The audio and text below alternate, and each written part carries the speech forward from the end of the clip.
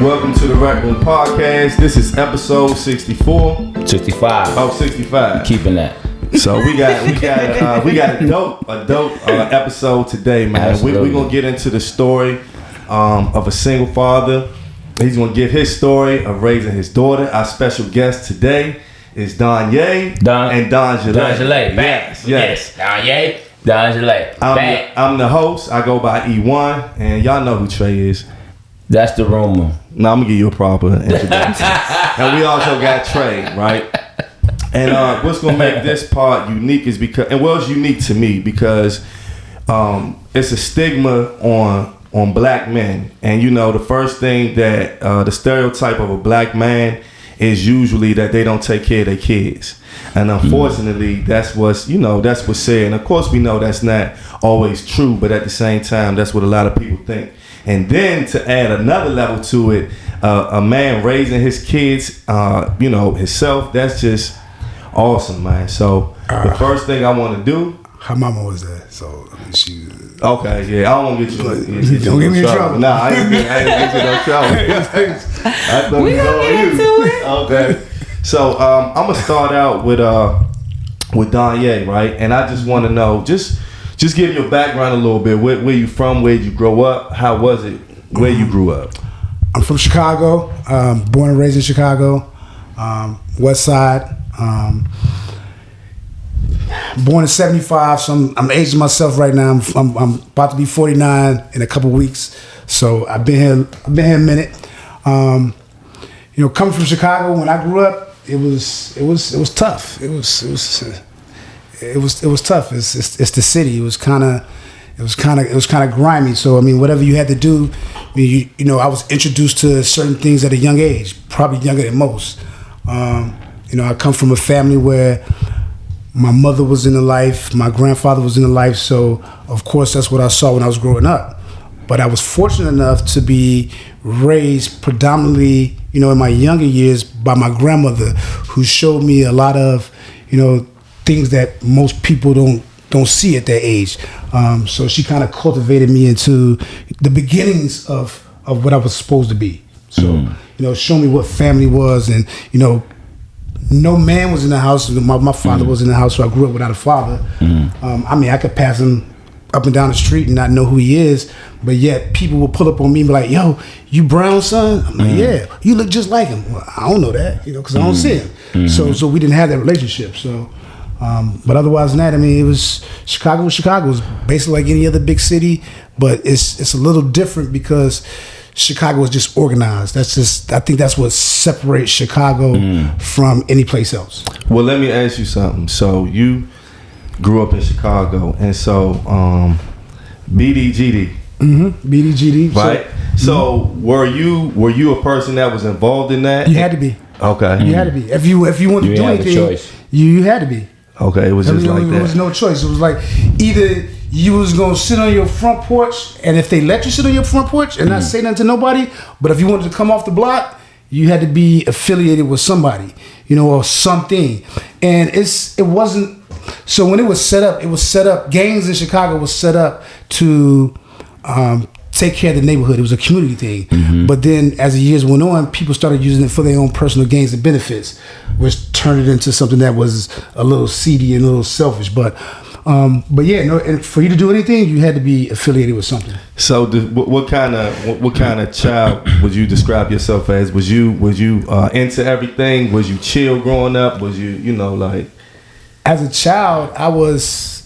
So actually, I was very intelligent as a child, honor roll, up until my 8th grade year. So up until when I started getting like 13, 14, that's when I started feeling myself a little bit. Okay. But like my early years, 5, kindergarten through 6th, 7th grade, I was all into my academics. I was 2-time spelling bee champ for the school. Almost went down to Springfield for the regionals. How much I wanted to be a spelling bee champ, bro. You 2-time spelling bee champ, bro. 2-time spelling bee champ. I would be the confident one who think I'm a bee champ and I mess up on the easiest fucking word. Right. Something that you're supposed to get that you just don't get. But so I was knowledgeable of a lot of things because that's what it was. But as I got older, that's when I started noticing things that I didn't have that everybody else had, and I wanted to have those things. So that's when I started, looking at life in a different way from just worrying about books. Because if I had it all to do over again now, I probably would have, stayed. If I was in school, I'd be at the front of the class like this, or every question raise my hand, But ambition. That wasn't cool. It was cool to be in the back of the class or be the person that was cracking jokes and stuff like that. But I mean, for me, I was into my lesson. Go ahead. You have any siblings? Did you have siblings that came up with? So I'm the youngest of my mother's 4 kids. Okay. So I have 2 older sisters, and I had a older brother. My brother's name was Shay. Okay. His wife killed him in '94. So oh wow, I was in the house when it happened. Mm-hmm. So it was. About how old were you? He was 21. I was 19. So I used to look up to my brother. So my brother was big. My brother was he was like a giant. Like he heavyweight wrestle, football, stuff like that. He was into sports, didn't drink, didn't smoke, didn't do nothing. You know what I'm saying? That was me. I was the one that someone said if something was gonna happen to him, it was probably gonna happen to me. Okay. Not him. So I'll dig into the story a little bit because I mean that still makes me who I am too. Definitely. So it was in February. So his birthday is February. What's funny is, let me start with this. What's funny is his birthday is on leap year on February 29th. Oh wow! But they had to move it back to the 28th because 28th comes every year. 29th doesn't. So they had to move it back to the 28th. So like I said, my brother was into sports, wrestled. I went over his house. It was on the west side. He lived on Austin. So I walked over his house. It was snowing. Typical night. Mm-hmm. So I get there, and my brother got married. And what was shocking was like maybe 6 months before, I'm at his house and I'm looking at this picture on this table. I'm like, who wedding was you at? He was like, oh, I didn't tell you I got married? No, you didn't tell nobody yet. He just up and got married, right? Like nobody knew. Mm-hmm. So, everything was cool. I think we was watching movies. We was, drinking, which was a shocker to me. It was something that was new because, like I said, my brother didn't drink. But when he got married, he started, drinking. And he was big, so he can consume a lot of liquor. So I passed out. I went to sleep. When I woke up in the morning, which was February 12th, I went and got in the bed with my brother and his son, right? So we landed in the bed watching TV. I get up to go to the bathroom. As I'm going to the bathroom, his wife is coming through the back door. She turned the door and closed it and stood to the side. And the son came in and hit it at a profile. It just looked kind of strange. I ain't think nothing about it. I'm going to use the bathroom. Get back in the bed. So she come in there. Boom, she pushed the door open. She was like, Shay, why you ain't get up and go to work today? He said, because it's 30 below zero. Why? Well, if you lose your job, I'm going to leave you. And blah, blah, blah, blah, blah, blah. And she just started kind of jabbing on him. So, I hear couples argue all the time, so I really didn't think nothing about it. So I'm just, nothing. So my brother get up. He go into the kitchen. They start arguing in the kitchen. And if it sounded bad enough for me to get up and intervene, I probably would have got up and intervened. Yeah. And if I would have got up and intervened, me being the person that I am, I probably would have took the woman's side. You know what I'm saying? Because that's just my nature. So, like I said, it didn't sound horrible at all. So all of a sudden, in the middle of the argument, I hear my brother say, "You gonna pick up a knife and stab your husband? You ain't shit." And I kind of sat up on the bed at that time, and then the door swung open, and he was like, "Danye, get him and call the ambulance. This bitch just stabbed me." So I'm looking at him, and blood just like squirting out his chest. Boom, boom, boom. So I go look for a towel, grab a towel. He leaned into the doorway. He fell down. Grab the towel, put the towel in the cut, wipe the blood away. It was a small cut. Wasn't big at all, about that big. Wasn't big at all. So I'm like, yo, you're going to go to the hospital, get a couple stitches, you're going to be good. Go back and look for the phone. She already on the phone with 911. I see red and blue lights outside, so I run outside. Ambulance pull up. Typical Chicago EMTs. Yo, hurry up. My brother here bleeding real bad. So dude got out the ambulance, walked around the ambulance, and opened the door up for the female paramedic. I'm like, yo, would you hurry the fuck up? He's like, if you talk to me like that, I'm going to take my time. Boom. I run back in the house. Then they come in. First thing they say is, did you do it? I'm like, no, I didn't do it, but take care of my brother. That's the first thing you should be worried about when you're coming in. So they boom, put him on a stretcher. I was a little erratic because of how they was talking to me.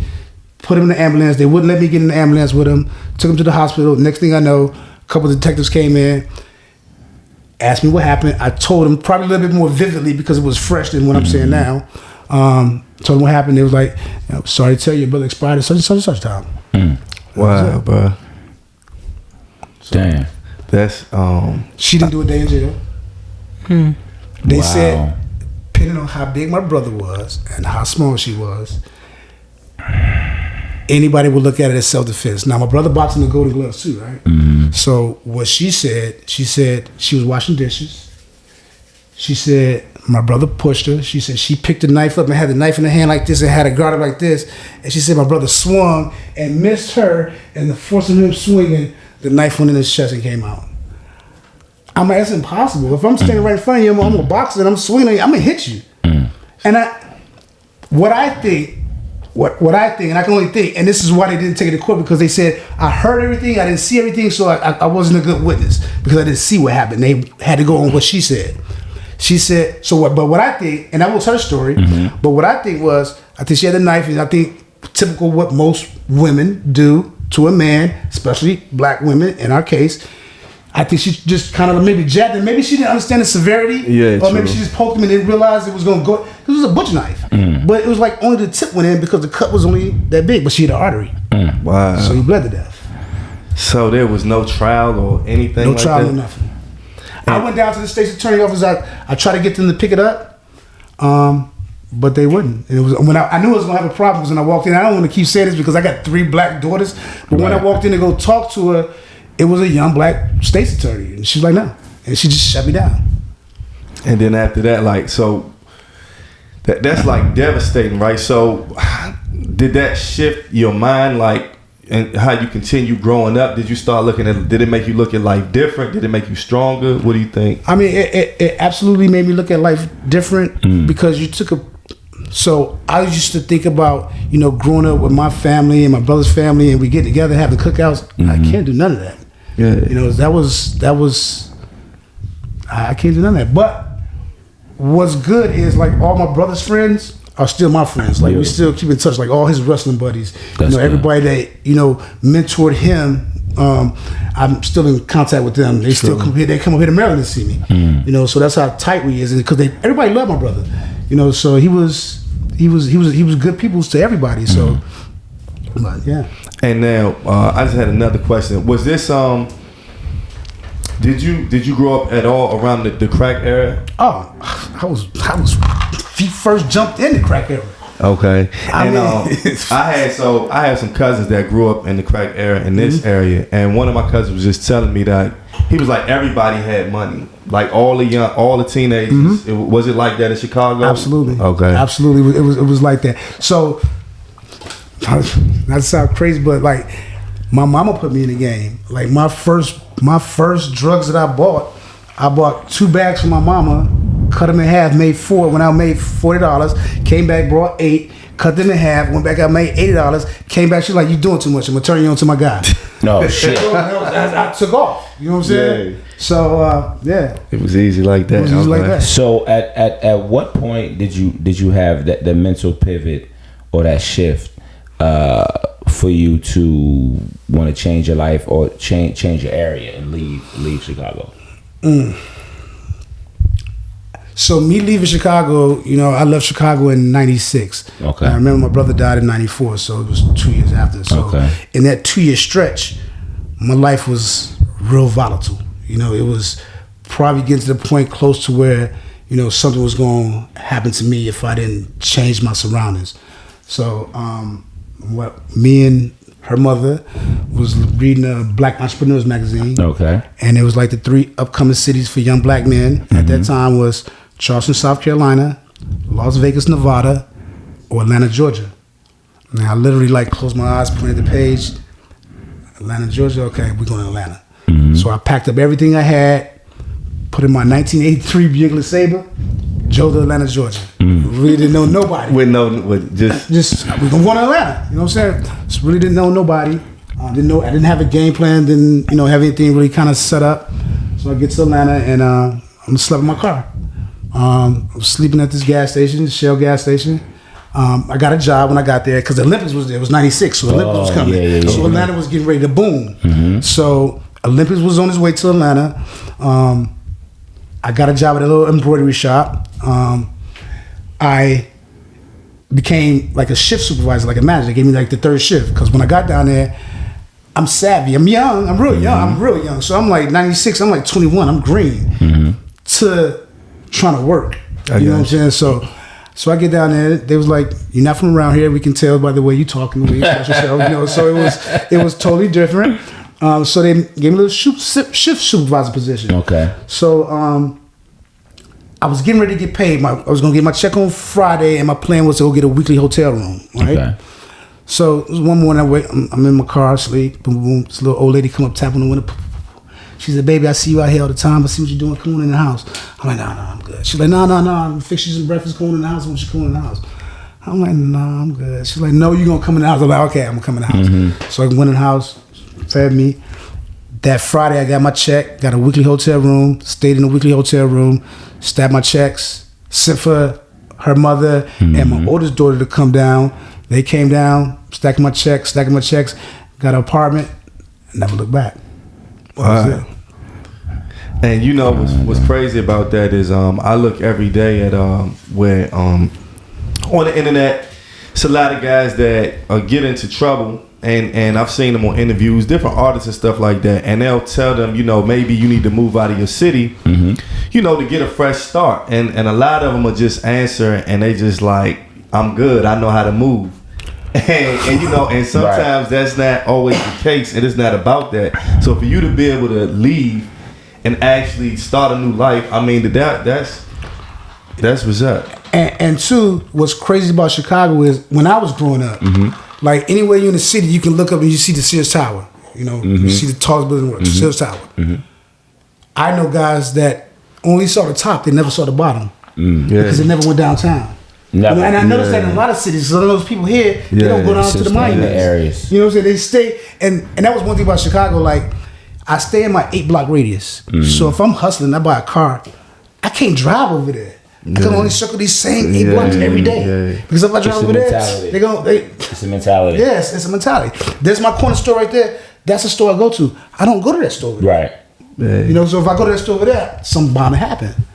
But me as a kid, I didn't want that mentality. So I was fortunate enough. So I had 2 sets of friends. So I had my street friends, and then I had the friends that I grew up in the same neighborhood that went to the same school with my brothers and my sisters and stuff like that, and their friends. So I used to hang out with people that was older. I didn't hang out with nobody my age. Everybody, I was 13 hanging out with somebody that was 17, 18.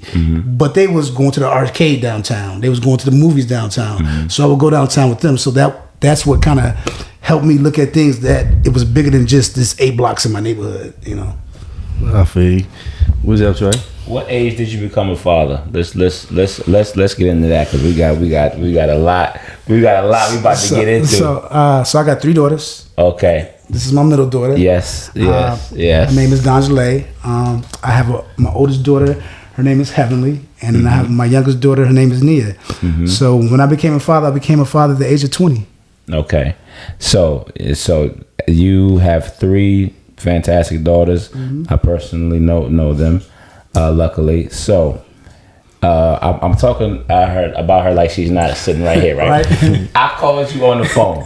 We about to get into the real pod now. I called you on the phone. I was like, Diane, isn't this your daughter? He was like, yeah. He was real modest, right? I was like, bro, when the fuck did she start rapping? He was like, bro, she started rapping. I was like, she's good. Like I keep seeing her. So we have to reintroduce Miss D'Angele, the Punchline Princess. She's all over the place. She's a budding superstar. We're super happy to have her here. We thought it'll be dope for her to come here and have an interview with us, have a great pod with us, with her father. I personally know her father for 15 years. 15 years, yeah. We're Bears fans. Besides Miss D'Angele, unfortunately, I mean to cut you off. That's unfortunate. shit unfortunate. So the dope part about Dajale is not only is she a fantastic artist, she's a superstar. She's a Bears fan. Right. You understand what I'm saying? Only one of my kids is a Bears fan. I got the hat. We got the hat. So Miss Dajale, Miss Punchline Princess, when did you feel that you actually wanted to be a rapper full time, and who were your influences growing up? So just tell us about your upbringing and your musical inspiration. I don't think I wanted to be a rapper for sure until like COVID, when I actually started like writing, and I had time to sit down and write and just be on my own. But definitely musically growing up, I have a musical family. I mean, my mom is into music, my dad is into music. Everybody in my family pretty much does music in some way, shape, or form, or some type of creative something. So I feel like that's just in my blood. But during COVID, definitely it kind of just sat me down and I just started writing. And at first I was like, oh, this is good. But now when I listen to those songs that I wrote at first, I was like, this is not what I thought it was. But it's great because it's improvement, and I love to be able to watch myself over the years and the growth and the. You see my face like doing this. But before you ask the question, let me tell you how.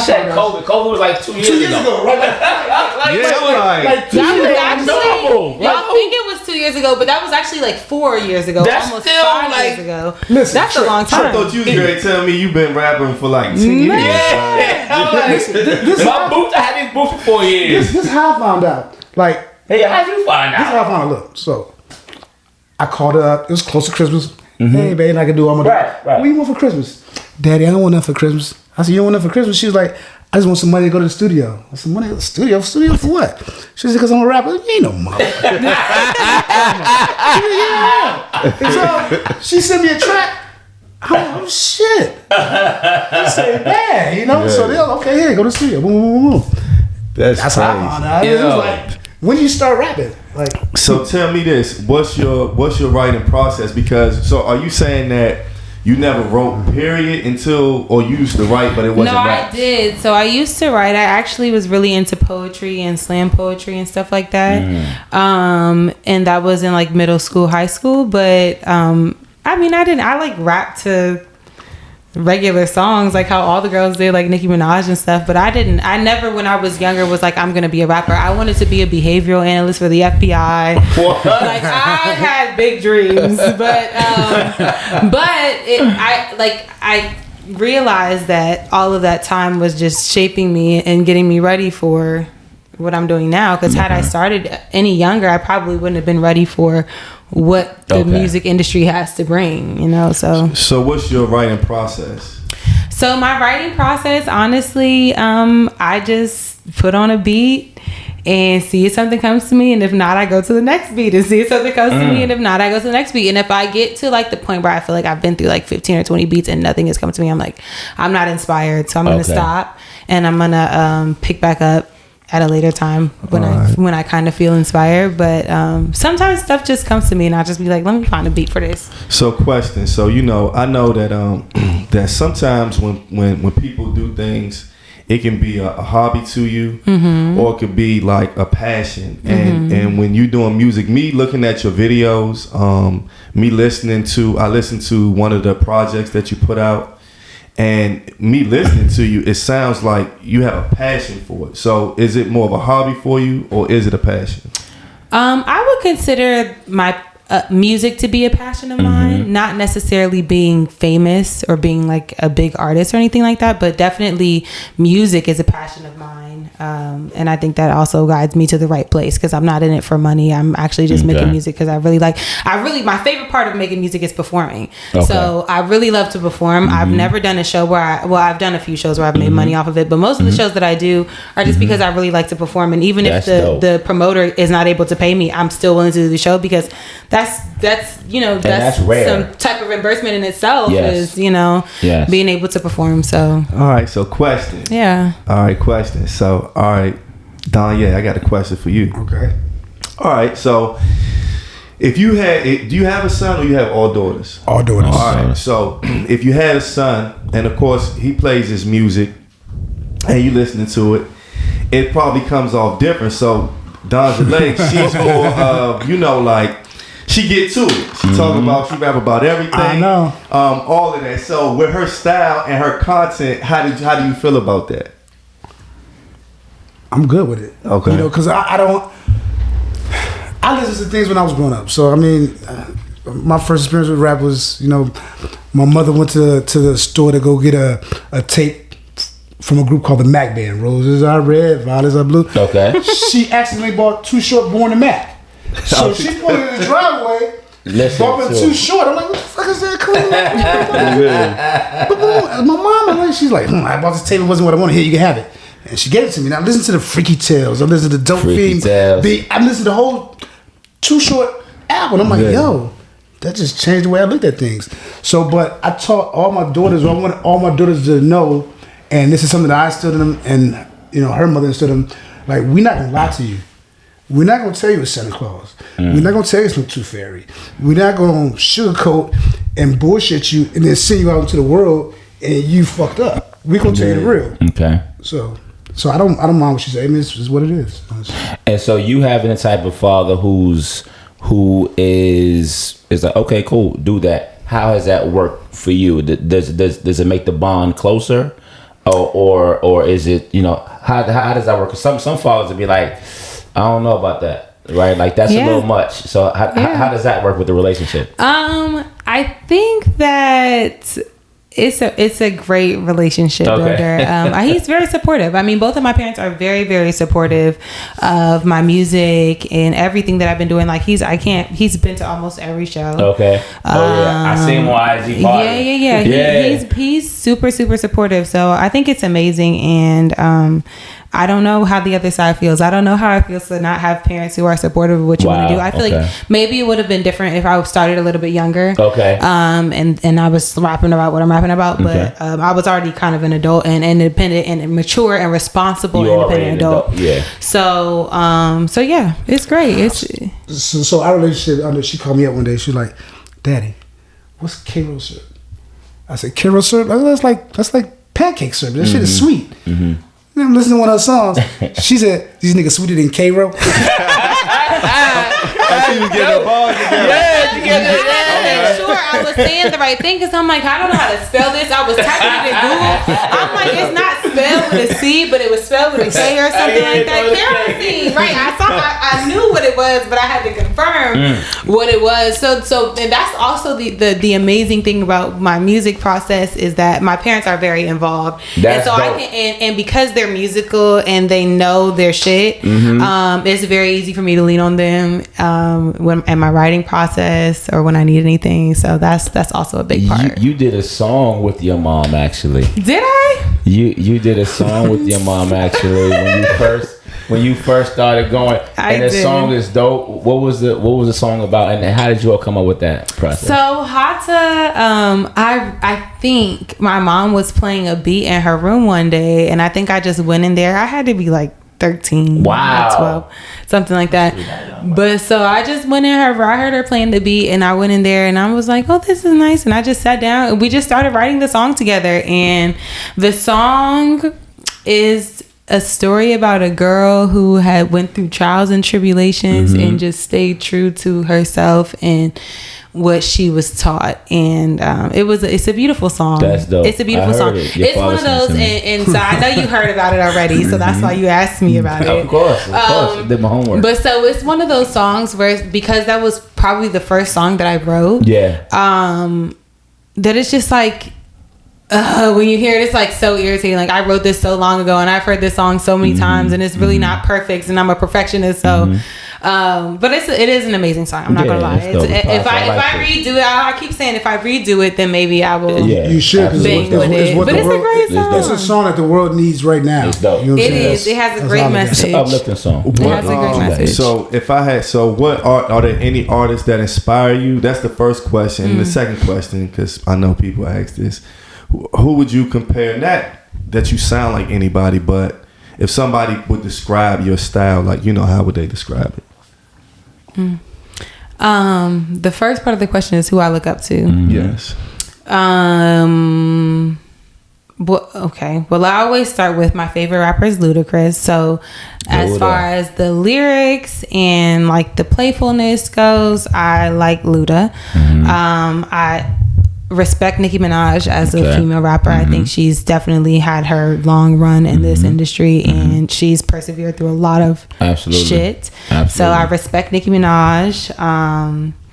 Other than that, I don't really feel like I look up to anybody musically. I like people, but I wouldn't compare myself to anybody. Definitely, I think what my style of rap, I couldn't name an artist that is like lyrically, like I call myself the punchline princess. Yeah. So I feel like lyrically, you know, what I always say is it's hard for me to make a catchy song. Like it's hard for me to make a bop, like something like what the girls really be doing, because all my stuff is so wordy. Yes. And so it's hard. Like it's when you hear it in the club, it's like, damn, I want to listen to this song. Like I don't want to hear this shit in the club. I want to actually listen. So I wouldn't compare myself to anybody really. I don't know. I couldn't say. So when I was rapping, which was years ago, right?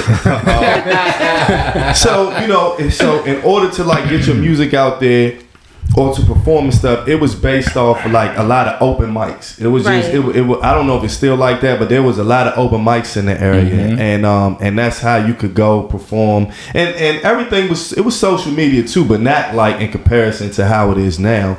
But now, how do you feel like in terms of getting your music out there or being able to find performances? How is it now with the circuit?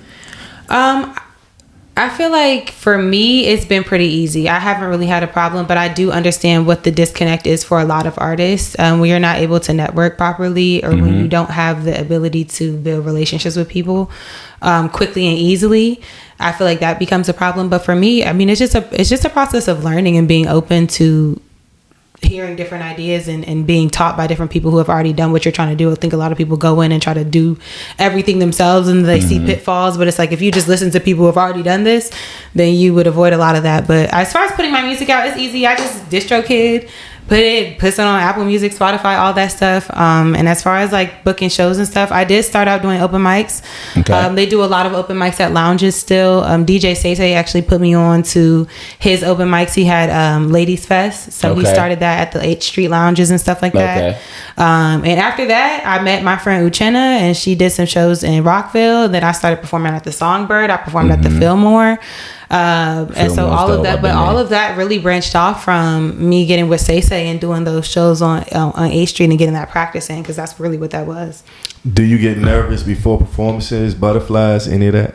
I really don't think I do. I feel like maybe like 5 minutes before I'd be like, I just want to get this over with. But like once I'm on the stage, actually, you start rocking. Yeah, it's like second nature. But I don't think I get nervous. I would just say that it's more like pre-show jitters. Like I just want this to all go well. And so it's not normal. I'm gonna tell you what's not normal, because I heard everything you said. First of all, you just really started pushing this thing pre-COVID or COVID.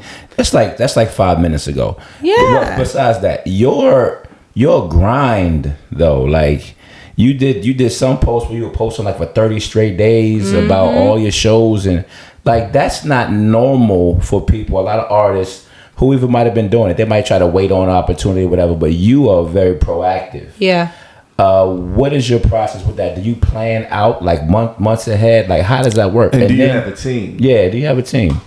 I don't. I do have a team. I'm not going to say I don't have a team. I don't have like a team as like I'm a label and I have a manager and all that stuff. But I feel like the people who are around me are my team. My boyfriend, my dad, my mom, my friends, those are my team. They help me through everything. Like they support me and they post and all the stuff that really makes a difference. But yeah, I mean, I feel like if you're gonna do it, you might as well grind. Like I'm investing money and time and energy. Like I have all of my friends and family investing time and money and energy into this, so I can't just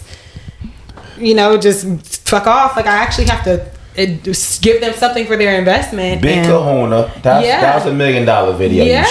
Listen, first of all, shout out to Jake, because Jake, my videographer, he's done all of my videos so far. Jake is super dope. Yeah. But again, that part is making those connections, because I met Jake through Stu and Bo. Shout out Bo Young Prince and Peace Stu. But I met Jake through them, and Jake literally was like, I fuck with you. I'm gonna cut you a deal on these videos. See what I'm saying? And we can make something work. And literally we did 3 videos together and like a recap video from my mixtape release party in July. So it's been really, really dope. Honestly, I'm very grateful. Big Kahuna was a big video. I had so much $1 million fun. Video. We had so much fun with that video.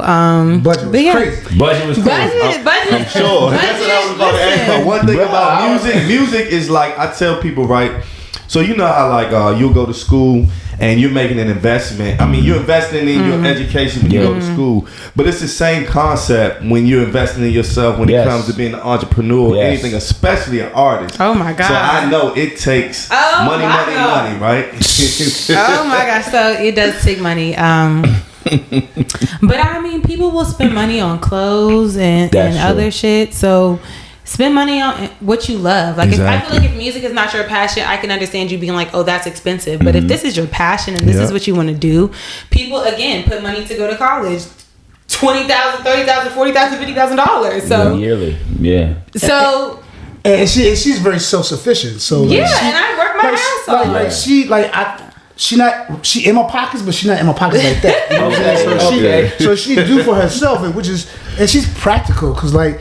I asked her, I was like, yo, so when you blow, like, what kind of car you gonna get? She was like, I want a Jeep. I was like a G-Wagon? Like just a Jeep? No, like a Jeep Wrangler. I'm like, a Jeep? You gonna be She's like, yeah, that's what I want. I'm like, all right.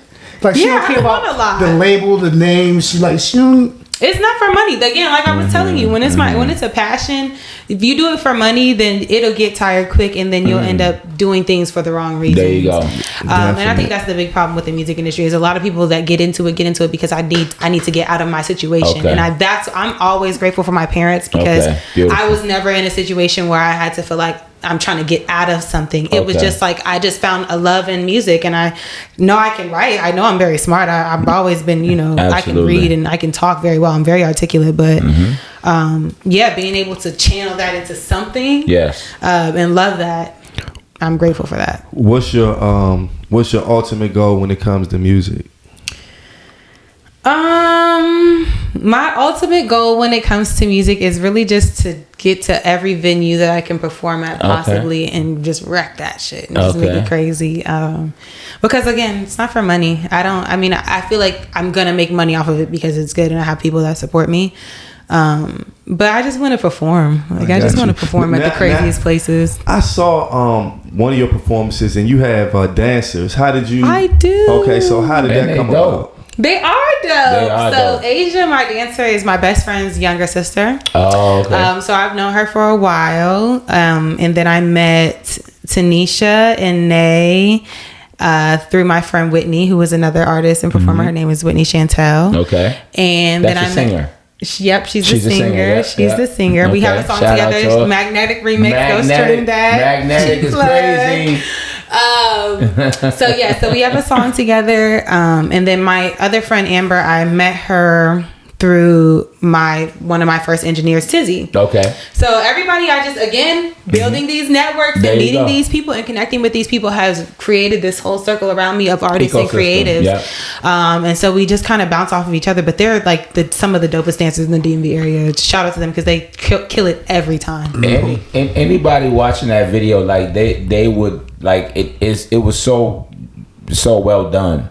That's why I brought that up and just like he brought up the dances. Go ahead. Yeah, the music is super professional. Yes. It's super professional. Your visuals are super dope, and that's why, to be honest with you, I thought we was going to have a conversation about you doing it for 10 years because no, seriously, because me looking at it and I'm paying attention, so I'm listening to the inflections in your voice. Yeah, I'm listening to your timing. Yeah. I'm listening to all of it, and you really know how to rap. Thank you. I had another question about what was I about to say? It was about the your production. So is there one producer you work with? Do you work with multiple producers? How does that work? So as far as production goes, For a lot of my songs, I've just gotten my beats off of BeatStars. Okay. I don't. If you don't know about BeatStars, it's a huge platform where producers literally upload all their beats, and you just go in there and buy it, and you can lease it. You can buy the track flat out, or you can just lease the MP3. But it's a great site for producers who are up and coming, and for artists who want to just expand their horizons. Okay. Some of my beats have come from some people I know, but most of them are through BeatStars. Oh, that's what's up. Because that's it's another site like that called SoundClick. I've heard of that. And I used to use SoundClick. And if somebody asked me about getting some beats, and so every now and then I'll go on there, but it's the same concept where you can lease the beats, buy the beats. You just have to have a good ear. So you must have a great ear, because I told you I will literally sit through 15 or 20 songs at a time and just click through, and I'm just like literally on the explore page of what pops up, what's tailored for you. Okay. But I will just click through, and if I hear something good, most of the producers on No is the same person. I think 5 out of 7 of the songs on No was all the same person. Cause No is dope. No is my shit. Because I did the one song, and then I was like, this was a good beat. Let me see if he got something similar to this, because this could be a whole thing. I did No Photos first, and then I was like, No I Photos. think I might be onto something with this. No Photos. I said, let me see if I can do No Photos part 2. You like No? Yeah. So the point of the point of the mixtape was because I am a Scorpio, and I like to say no. Like, I just feel like sometimes I will say no, and then I'll think about it a little bit and then come back around. But my first inclination is just to say no, because I don't know. Maybe it's something about, I feel like when a lot of people have said things to me, it's not been with good intent. Okay. And you start off with the no. I start off with no because I'm kind of like defensive, but then I'll think about it and come back around. But I named it No because at that point in my life, I was just like, no to everything. You had no love, no photos, no FaceTime, no filter, no chill, no hard feelings. It's the No album. No nothing. It's the No project. Which I thought was a good concept. I haven't seen it. Yeah. I haven't seen That's it. a really Danye, I'm gonna ask you this. So as a father, when she has a show, are you on dad mode where I'm watching everything, or are you able to enjoy the show? Okay. Damn, like a rapper, man. You think he the rapper? First of all, I'm gonna let you count. Go ahead, count. Go ahead, count. I like to blend in. And then look at his IG. After he thought. It's like being an FBI agent. Like you undercover. That's the worst analogy I ever heard, bro. Is that her dad, or is he like? Is he a mogul? I'm watching everything. Hey, you watching everything. Hey, his rapper name is 6 Chainz. Hey. He be having 6 Chainz on at the show. I'm like, bro, like, what you about to go see? So you do both. I get it. You know what I'm saying? But it's so dope. Like, how does that? Like, what's that feeling? He be on whole game time. First of all, that man be at my shows having a blast, as he should. As he should, because he does a lot behind the scenes before. But at the actual shows, we're not gonna cap. You definitely be on game time. Oh yeah, they be filming. You be in play mode. On camera. You be in play mode. Not lying. So she don't let her cap, because I know why I come to the shows. Daddy, can you buy the bar? First of all, no, that be you, because he be like, I don't want to stand up. Look. Daddy, can you pay my dances? Okay. Wow. Why you here? You get put to work. No, it's good. No, but let me check him on a couple of these things. All right, let's go. Okay. See, that's what. Wait, before you check it, that's one thing I love about her, because like, out of all my daughters, if I got a conflict with any of my daughters, I call her first, and I bounce it off of her, because she is the most unbiased. Okay. Like, if I need advice, she does, because I'm her father. She don't ride with me like that. If I'm wrong, I'm wrong. Okay. You know what I'm saying? Which is cool, I guess. But she is, the advice that she gives, she doesn't give it from a personal feeling, like because I'm personal with you, or this is how I feel about you. She gives it from the side of what's right and a side of what's wrong. Okay. Y'all see how you just try to butter me up real quick? Because that's how I was getting ready to check in. Y'all see how you just try to finesse me up this check real quick? See, she peeped game. I told her peep game. So he just shot Butterbeer real quick. That was cute. Well, thank you. I appreciate the compliments, but I first of all, I don't ask you to buy out the bar. You are high maintenance, right? Okay. So he needs to talk about it. So he needs to have his own bottle and his own space in his own area, which I understand. I get that.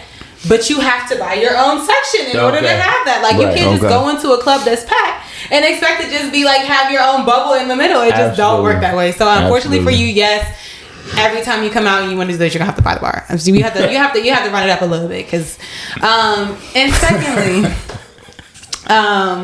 I do be in your pockets for my dancers because hey, she was honest with you though, bro. Hey, it's good, and I love it. It's an investment. You know, this is all of this whole thing is an investment. And to be very, very honest with you, everybody has put in a lot. Absolutely, I've put in a lot. My dad has put in a lot. My mom, my boyfriend, everybody has. But that's what it takes. Maximum effort. That's what it takes, though. Yeah. Yeah. No, that's what it takes. Like you can see it. Like we've been for months. I'm like, yo. Like we've been talking about your grind like for a long time. Yeah. And I was like, bro, I'm still thinking about like when I met her when she was like 15, 16, right? Yeah, like 14, right? 14, watching Bears games, but you'll know somebody, just like you know somebody who might be a writer or whatever, or a rapper or whatever, and because that's your friend, you'll kind of over exaggerate for them. Yeah. But when they're really good, you're like, no. Like I called him, I'm like, bro, like, well, but she's really good. Like, when did this happen? And it's just it's happening so fast. Mm-hmm. Yeah, I wouldn't. But it's like you are managing the pace because of your age. You're already more mature than somebody who might have started when they were young. Go ahead, E. Well, there was a song that I listened to. And it was about, I can't think of the name, but the name of it, but it was about black women or black. My song? Yeah. Oh, Black Girl. Okay. When did you put that out? Black Girl just released. I cannot tell you the date. It was a couple weeks ago, but okay, that's super recent. But it just released recently. I actually wrote the song 2 years ago, and I just wasn't in a singing mood. Like you see the things I've been putting out have been rap recently, and I do both. Like my music is very versatile, but that's dope. I just haven't been in a singing mood. And then I was like, it's Black History Month and it's getting ready to be Women's Month. Yeah. I was like, let me put this song out, because if not now, then when? What am I waiting for? Like I've been holding on the song for 2 years, and I'm just getting more and more songs that I have to put out. So it's just stuff piling on top. So it was time. It was time to release that track. How long does it take you on average that you would say to complete a song? Depends on the song. Okay. It depends on the song. The quickest I've written a song would probably say like 30, 45 minutes. Damn, the longest it's taken to write a song could probably be a couple of days. So it just depends on like how engaged I am at the time, how inspired I am at the time. And yeah. Well, let me ask you this. So I know I'm asking you 1,000 questions. So I know that so with guys, when I was rapping and stuff, it was competition, but it wasn't like nobody was like beefing or anything like that at the time. I know that women can be, I guess you can say catty, or I don't know the word, but I know women are a little different when it comes to just sizing each other up, right? And so my question is, when you've gone to these shows or anything with dealings with other female artists, has it been all, positive? Absolutely. Okay. Yeah, I think they know what it is. I think they know the vibes are very pure. I'm not in competition with anybody. Again, I feel like I'm in my own lane. I make my own type of music, and especially here in the DMV. And it's not shade to anybody, but I feel like there is a specific sound of the DMV, and I don't think I fit in that. And I think that's also been a lot of the reason why I haven't. One, I think the DMV is just not a great place for music, unfortunately. And it's been said many times. It's just not a very supportive place for music. I think it's very crabs in a barrel. Very, hip-hop. And it's been that for hip-hop music. We talking 20, 30 years ago. I can't speak for other genres, but I do know for hip-hop music specifically, because one of my first performances was in Atlanta. I got literally, me and my friend OG we got booked to open up for Pooh Shiesty at this lounge in Atlanta. I've been to New York to do a damn strip club thing. That shit was crazy. Like we went fucking buck wild in that shit. But it's for whatever reason here, it's just the energy is a little bit more tense. Okay. But as far as female rap goes, I don't feel like it's that much I don't know of I know of a couple of other female rappers in the DMV, but I don't know a lot of them to be in competition with anybody. So let me ask you this. So like I said, I thought you had been rapping for a long time because how good you sound. My question is this: so it's different when you're writing a song and then when you hear your voice in the studio. When you first started rapping in the studio, did you have to get used to your voice? Were you able to articulate the way you wanted to in the booth?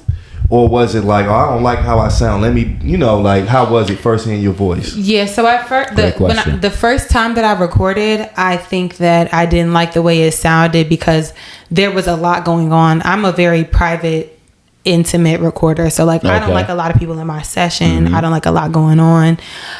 So when I first recorded, I was with my friend Zaki, and shout out to him. He literally made Stick 'Em Up. And that's an unreleased song. It will stay unreleased. However, now we gotta hear that. I just think the environment wasn't right, and so that was a little bit uncomfortable. But once I found my thing, and I found my engineer and the space that I was comfortable in, it was quick and easy. So you liked your voice? It was great after that. Yeah, they knew exactly what to do with the engineering, and literally I've been with the same. So Finesse Sound Studios started Tizzy and Tizzy's, two of them, and so now I record with Tizzy, who still has the studio, but the other Tizzy is one of my great friends, and he's doing amazing things too. So I got you. Now I do have a question, Pops. All right. So as a female, right, you're going to record, and a lot of the music industry is filled with guys, right? And how do you feel like when are guys trying to actually record you and do the right thing, or do you ever feel something like, nah, you just doing this because you think I look good, or like, you know what I'm saying? Like, great question. Never. Again, I think first of all, the energy speaks for itself. I don't think that's ever. If they do feel that way, it never comes out to me. Well, that's good. But also, all of the people that I know and I've worked with them because we have some type of connection in some sort of way. So the studio where I met both Tizzy's was owned by a guy who I used to work at his restaurant that he owned. Okay. So I met them through there, and then my boyfriend actually ended up having known one of the Tizzy's for years. Okay. For years and years and years. Okay. They've known each other since high school. So cool. And that was new to me. Like I didn't know they knew each other at all. Boyfriend? Yes. Okay. Yeah, that's all right. I'm sorry. What was that? That was a test pause. I didn't know what was about to happen. We caught him off guard. That's what No, he was looking at me like, it was like, I want to get the right answer. I didn't want to come up and say, yo, it's one of my favorite guys. You know what I'm saying? I phone him like, shout out to my man. Or brother Jack. Shout out to my man. We good. I'm sorry. Like he's good. Like Trey asked me earlier, if I'm not at a show to look out, like he's there. You know what I'm saying? I trust him. So he's like an extension of me, the way that he feels about her. Of course. To be honest with you, it really reminds me of me and her mother's relationship. Okay. And how we were is how they are, kind of. That's dope. But he's a great guy, and I appreciate. He's her hype man. Like he's on stage. Like he knows. I like that. Because he's there. He's bigging her up. Like so, he's invested. He's invested. Thank you to my man. And I see that it's genuine, emotionally, and that's good. And I like that. So he's. I love that. I love that. He's a great guy. I love that. Let me tell you something. This he can eat me out of house and home though. I tell you that. Let me tell you something. This is the first time in history that you have a female hip hop artist doing the show with her father. Yeah. I've never seen this either. And it's just dope. Like we about to age ourselves, whatever. But me growing up with an older sister, she was 5 years older than me. She introduced me to hip hop. Right. She introduced me to MC Light. My sister, we were in Jersey at this time. my sister would turn the radio around and play the music like going out her window, right? I'm crying.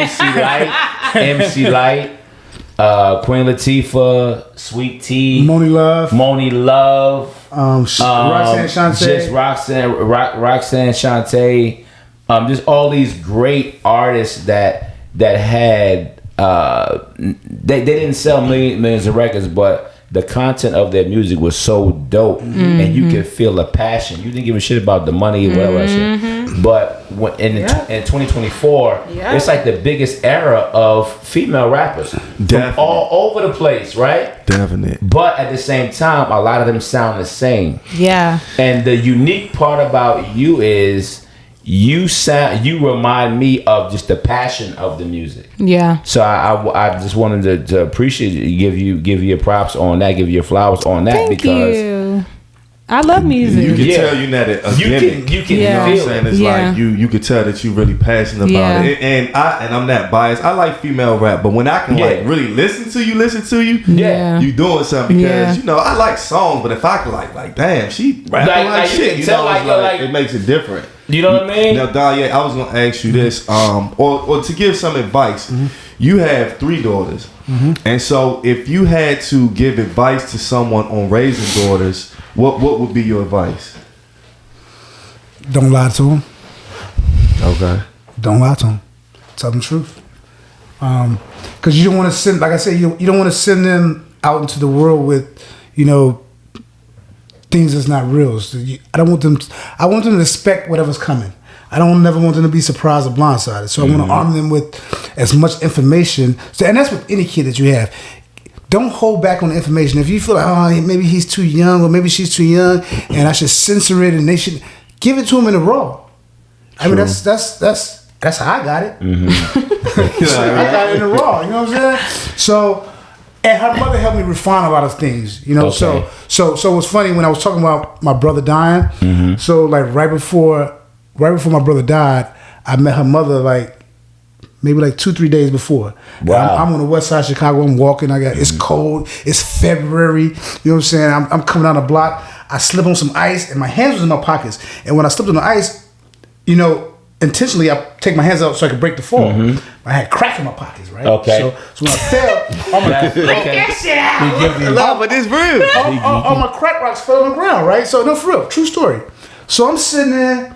I'm looking for my work on the ground. Like, where my shit at? And I see these boots in front of me, and I look up, and it's her mother, right? And she helps you pick up your crack. That's love. That's love right there. That's love. That's a true love story.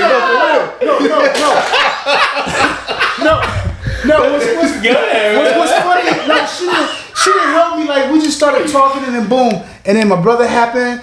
And then I was in a bad place and I was like, I wanted to do some things, and she was like, you know what? Right. If you do this, it's not gonna bring your brother back. It's only gonna put you in a position where you don't want to be. And you never seen this woman before? I never seen this. This is the first time I seen that. Wow. Ain't that something? On Springfield Vampire, like we just that's our first encounter. We first met and then we just started talking, and then I started going over her house, and I'm like, yo, this is nice. You know what I'm saying? I can come over here and chill and talk to you and vibe with you. And then when I started learning, because she really put me up on what a black man should be, because of her father, was very instrumental in the civil rights movement. Wow. He was, one of Dr. King's pallbearers at his funeral. Wow. Like, he was real instrumental in the construction of the civil rights movement, the rights of votes movement. He's from Mississippi, so he grew up in the South as a Baptist minister. So like, if you Googled her grandfather, which she don't ride on none of that, but I know that's where her intellect and her intelligence comes from, because her mother taught me what to be a freedom fighter was. Okay. So I left the gang banging, and then my thing was, I want to be a freedom fighter. I want to fight for my brothers. I want to kill my brothers. Like, I want to fight for y'all. Like y'all my brothers. You know what I'm saying? So we shouldn't be out here in the streets, coming at each other. And that was, her mother made me look at things in a different light from how I looked at it. I was looking at things like the way most young black men look at things, and since her father was who he was, I mean, I was kind of inspired. I'm looking in books. I'm like, yo, this is your father. So it was like, it was surreal. So I mean, and I think that's what kind of put me on a path to make sure that they have all the knowledge that they have. So, if you never would have fell. She probably would. I was actually trying to be real deep. No, you gotta rewind it. If you never sold what you needed to sell, you gotta rewind. Right. So, so that was in your pocket. Yeah, like rewind. But then when you fell and you just said it. You looked up. And she was right there. Yeah. You know what I mean? Who phone is that? That's gangster. That's gangster. Yeah, that keep it. Oh nah, you know this is a part. This man. I'm gonna have a talk with the wife though. Like, I'll talk shit. That's gonna be short. So I thought it was like a timer tone or something. I was like, oh, the timer. So what I want to do ask you as well is do you know about like the female rappers from like the 80s and 90s? Like how dope, like, okay, 2-part question. So people see and hear about Queen Latifah now and doing different things. Queen Latifah for me when I was a young kid, ladies first and all that stuff. Obviously I'm a man, but I still listen to ladies first because of the lyrical fucking content of how dope it was. MC Lyte, I don't care if she's a female, whatever, like she was so dope. They paid so much attention because they understood that it was a male dominated game. Yeah. Right? I can feel, since I'm from that era, I understand people who pay attention to their lyrics. Right. And that's what I get from when I listen to you. And like a modern era, because a lot of the females, they just hear the same thing. You know, they talk about the same thing, but you really stand out, and so I really appreciate you for doing that. Thank you. I think when I was growing up, I didn't really listen to a lot of like female rap. Got it. Okay. I don't think my mom played a lot of rap music in general. So when I did listen to music, it was like Angie Stone, Jill Scott, Erykah Badu type vibes, right? So Tracy Chapman, one of my faves. And then I do have, you know, I know Queen, I know MC Lyte, I know like Raw Digga, Foxy. I'm familiar, but that was not the music that I grew up on. Right. I was born in 1997. So I'm a 2000s music girl, and so I think that's what kind of makes my music a little bit more versatile too, is that the 2000s wasn't just straight rap music. It was a lot of pop. It was a lot of different. It was dope. For black people, pop was popping in the 2000s. And it wasn't like hard rap. Like it wasn't like grimy and I hate to say this, I hate to call it this, but it wasn't struggle rap. It was struggle rap.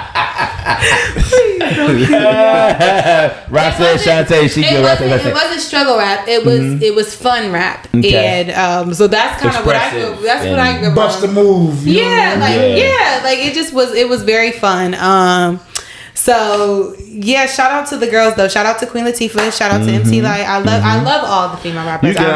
You got excuse Trey. He has an old soul, and he really when he talk about music, he gonna talk about you like MC Lyte. I'm talking about what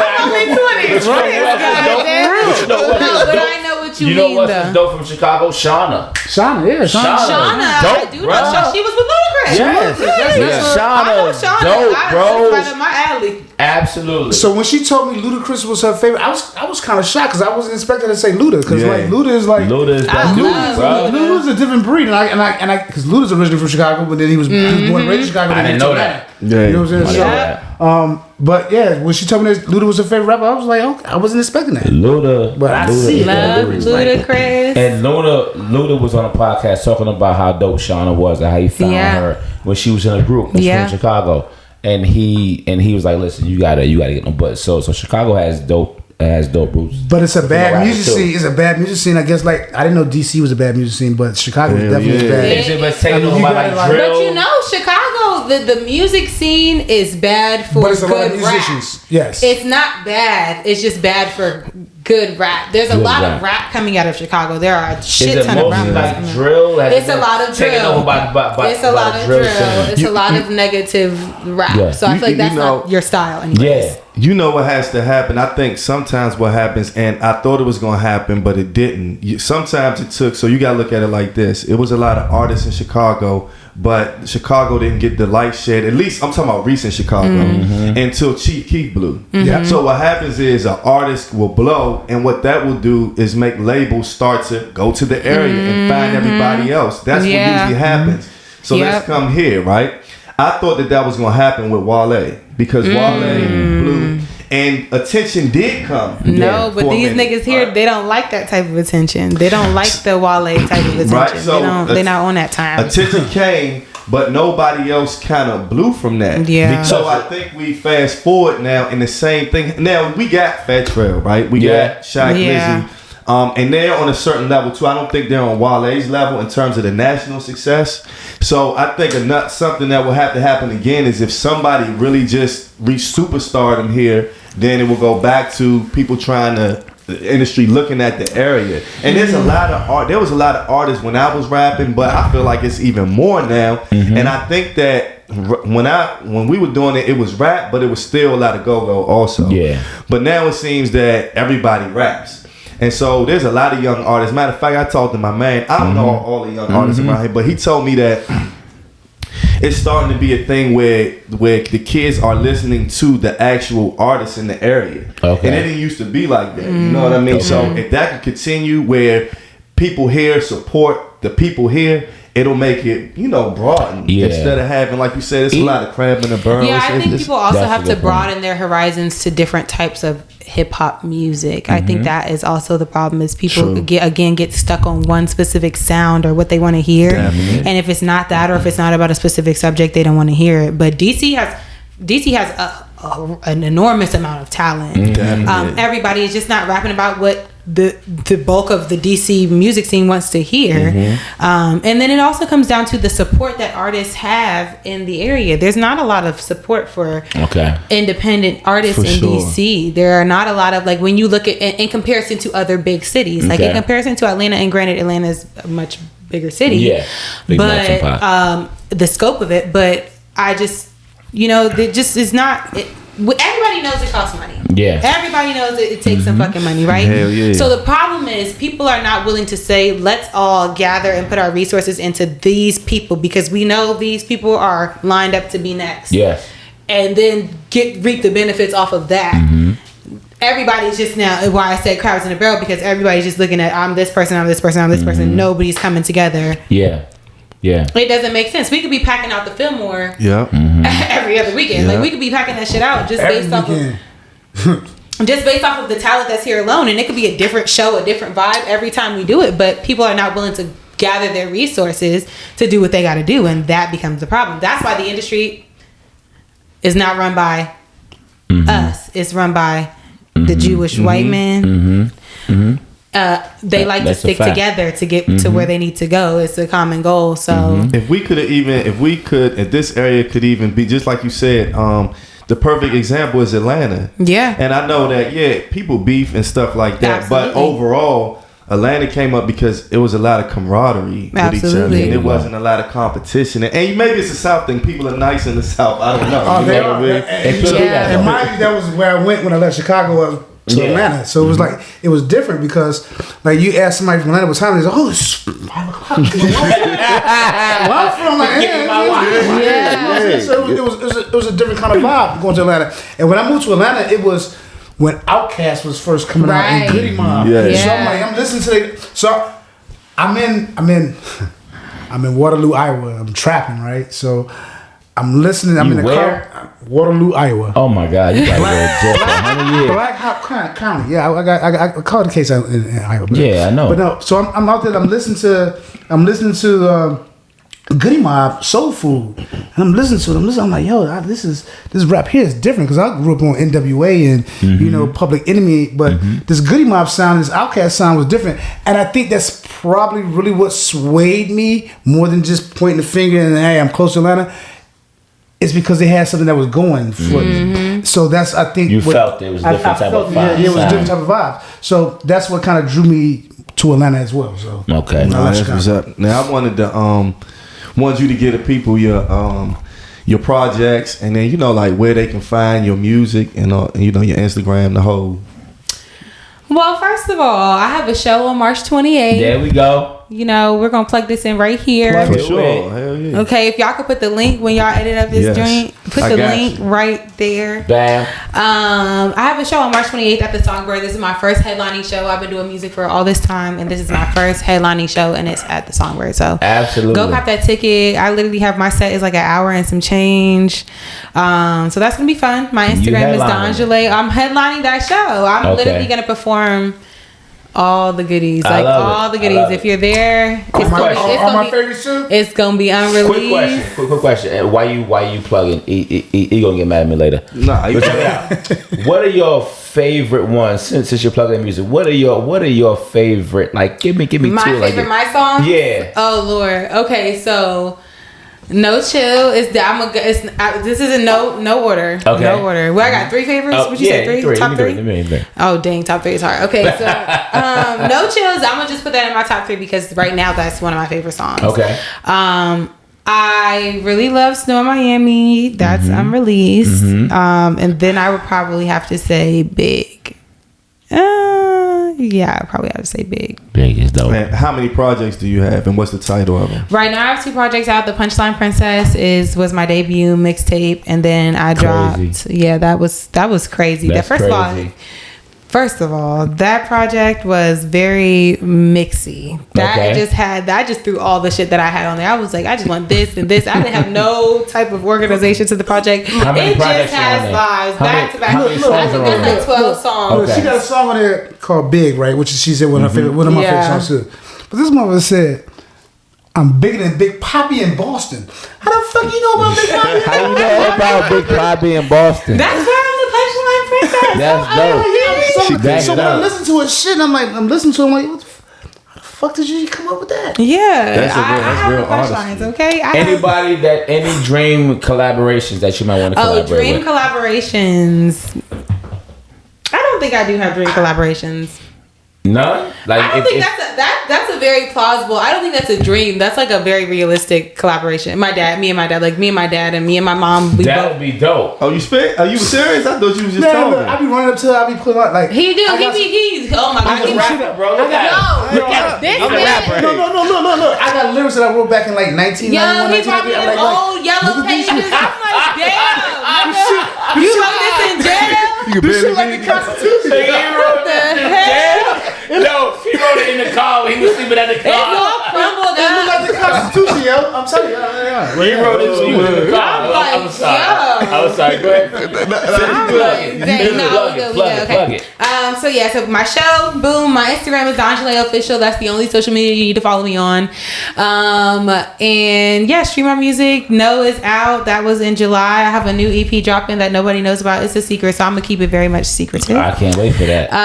But it will be out before my show, and yeah, that's pretty much all I got going on right now. Go stream Black Girl. It's still Women's History Month. It's Women's History Month. Yes. I wanna thank y'all for coming. Y'all are dope. And just the combination of having a daughter and father. This is dope, man. And it just, for anybody looking at it, it'll help break the stupid ass stereotype. You know what I mean? Yeah. And I think that's what's dope about it.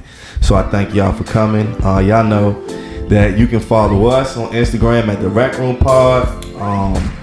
Follow our YouTube, subscribe to our YouTube channel, the Rec Room Pod. Like I always say, everybody has a pod, but everybody is in us. Till the next time.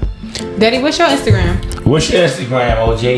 DMac951. Okay, follow him too. You gonna see him on there looking like a rapper from the back. Peace out. You got some you rapping on it? You want to plug? No, but I just want to say oh yeah. So plug in your brain.